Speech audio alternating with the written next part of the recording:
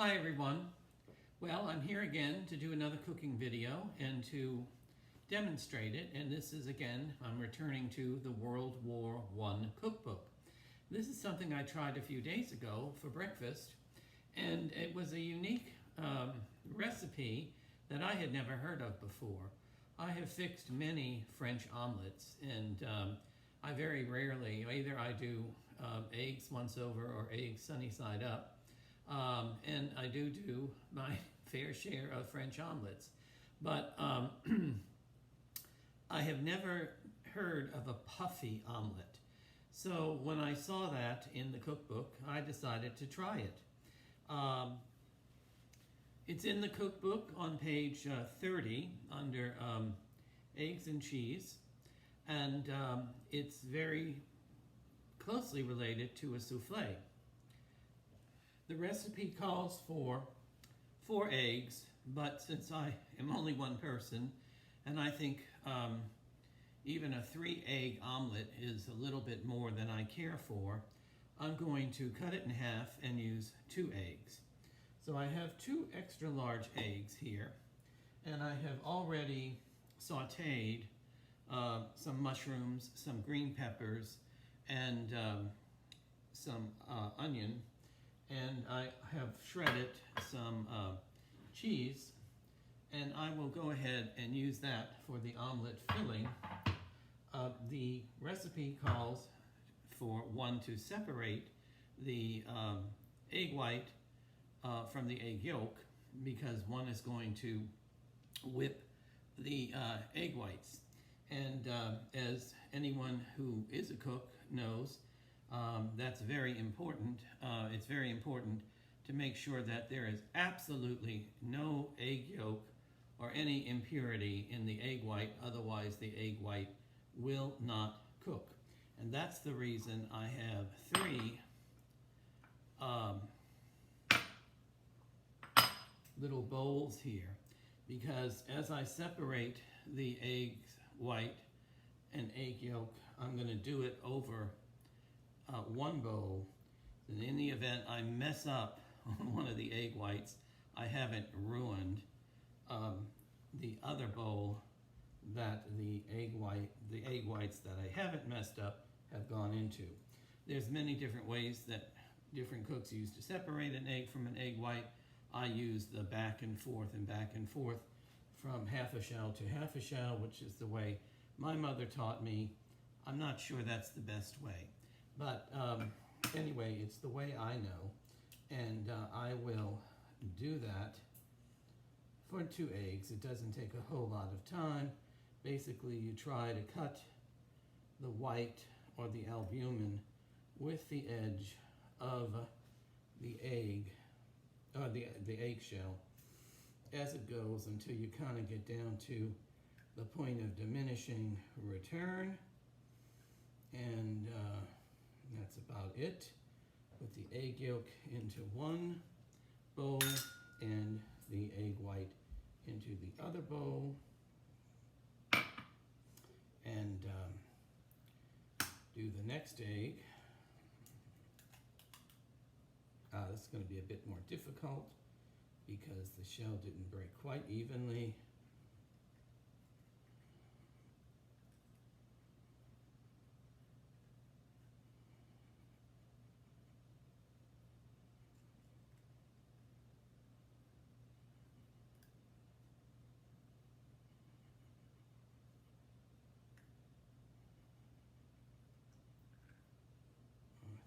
About all I'm going to try to do. And let me get a towel here. So I've got the white from 2 eggs and 2 egg yolks. Now, the recipe calls for adding 4 tablespoons of hot water to the egg yolks and to beat them. Since I'm having the recipe, we will add 2 tablespoons of hot water.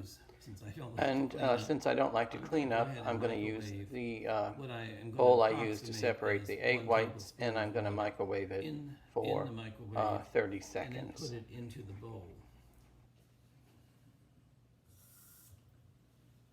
And that probably only needs about 30 seconds at the most. It's going to be pretty hot. And it says to beat the egg yolks, or it says to add some salt and pepper, which you'll do, and beat the egg yolks until a lemon color. Well, they're already a kind of a lemon color, so I think I like it until I beat the egg yolks until it's aerated. It means they have some bubbles on the top. And I usually do that just with a fork. I break the yolk. The amount of water I don't think is that important.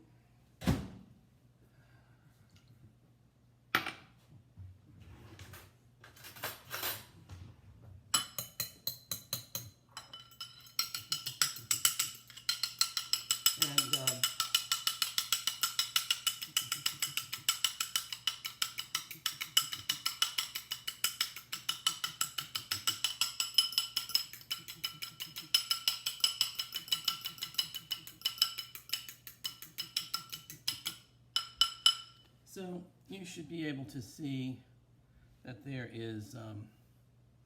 are some bubbles that have formed in there. So the next step is to beat the egg whites. And since this book was written in 1918, although there were the beginnings of electric mixers, I do have my retro sunbeam mixer, and I'm going to use that. So we'll whisk, and that's going to really beat up the egg whites very well. So here's my Sunbeam Mixmaster. You can look it up online. The Sunbeam Mixmaster has a long and storied history. I think they're terrific. I like them much better than the KitchenAid appliances, but in any event, there's no question. The ones that are sold today, the Sunbeam Heritage series, is kind of a joke. The ones that were made up until the early 1970s are the ones to have. And this is a late model. This is probably the last of the decent ones. This does have plastic parts. The ones before this have all metal parts and are just like the old Frigidaire refrigerators that were made in the 30s, 40s, and 50s. They just go on forever and never break, as opposed to the current refrigerators that last 10 or 15 years and then are gone. So we're going to go ahead, mix and whip these up, and that is on the highest speed.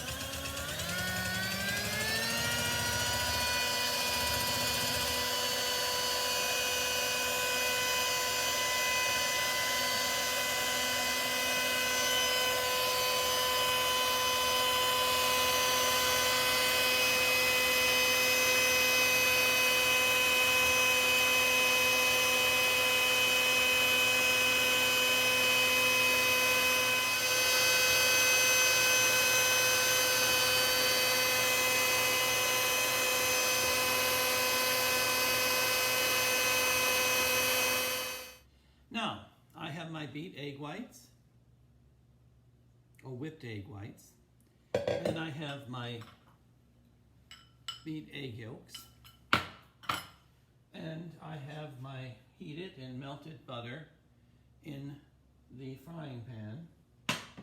I have already preheated an oven to 375 degrees because the omelet is actually finished in the oven. Now, the directions say that the directions say to fold the egg whites into the yolk. Well, that doesn't seem to make a whole lot of sense to me because the egg whites are always going to be a bigger volume than the yolks. So we're going to just reverse that and fold the yolk into the egg whites. I can understand folding an egg white into a batter or a mixture in other contexts, but the yolk is going to be being much heavier than the egg white. It's going to sink to the bottom when we put it in the frying pan anyway. So we're just going to do that. Fold it in.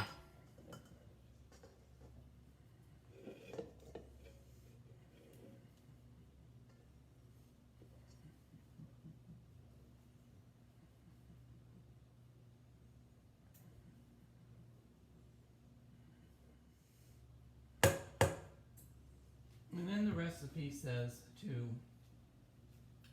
put it into the pan like you would any other omelet or any other fried egg. So we will do that.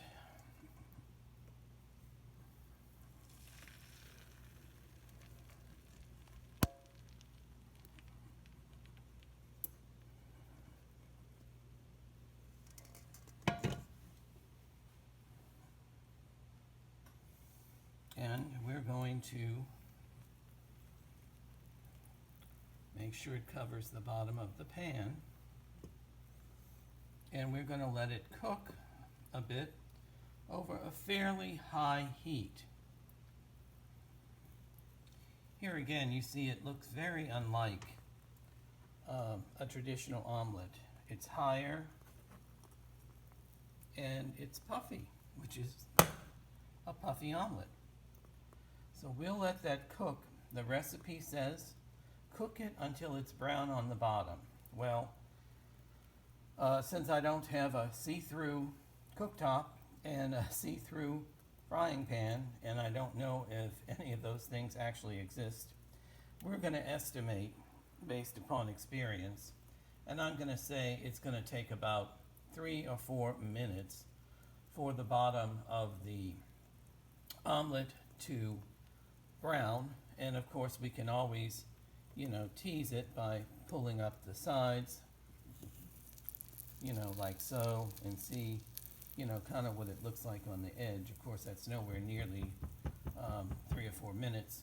So we'll come back and see in about 4 minutes or so and check on the omelet. And then we'll put the filling for the omelet on top, and then let it cook a little bit longer, and then put it into what I have a 375-degree oven, and let the top rise a little bit like a souffle and brown a little bit, and then we'll fold it and put it in a plate, serve it. Okay, so we're back, and you can maybe see it's kind of steam is a little bit rising from the side. Started to bubble a little bit, and you can see it is kind of done on the side. So we're going to take it off of the burner, and we're going to put it into a 375-degree oven.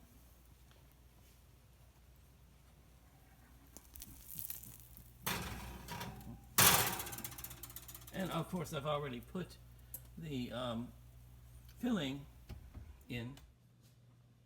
Okay, so my omelet has been in the oven for about 5 minutes. It's cooked.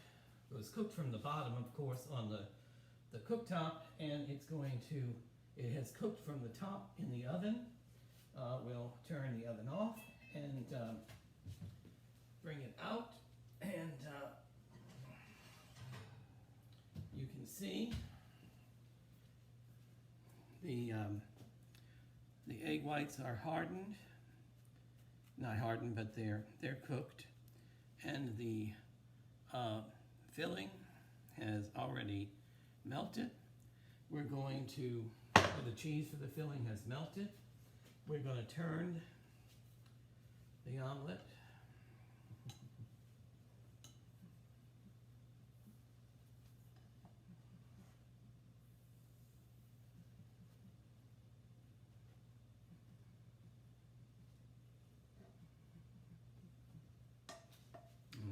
it, and we're gonna slide it off onto a plate.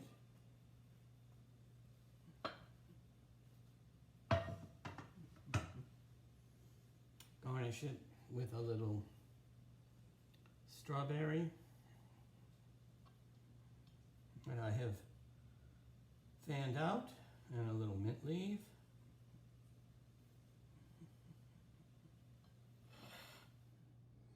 And there it is, a puffy omelet. So let's give this a taste. Okay.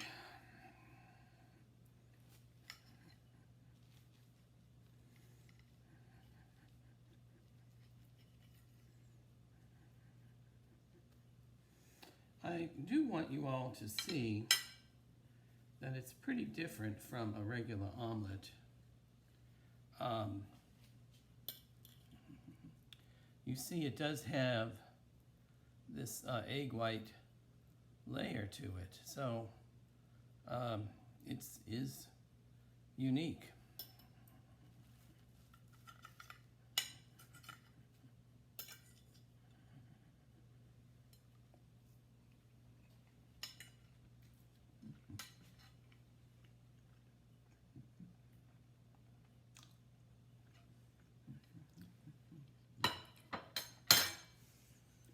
It's very good. It's, I think it will be a unique experience for your guests. It is a little more time consuming than a regular omelet, which you can whip up in a matter of 3 or 4 minutes. But if you are having a special someone over for breakfast, or you've had someone special over and they're stayed over for breakfast, or it's a special breakfast for a significant other because of an anniversary or a momentous event, I think it is worth the effort. And or just fix yourself something special because it's been a rough night, or you're getting ready for a rough day, or it's a particularly rainy day, or whatever.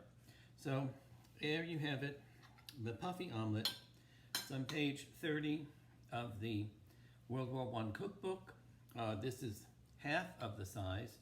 I imagine you could use a much larger frying pan. Make it up with the 4 eggs, or make it up with the 6 eggs, and actually make it up with 6 eggs and serve it on a serving platter and slice it into individual servings. So I hope you all have a great day and give this a try. Till the next time, take care. Hi, just a little extension. You could also use this as a dessert or as a sweet omelet by either putting cooked fruit or a and there it is, a whipped cream or jelly or jam as the filling, or filling with whipped cream or sour cream or cream cheese filling. So the possibilities are endless. Take care.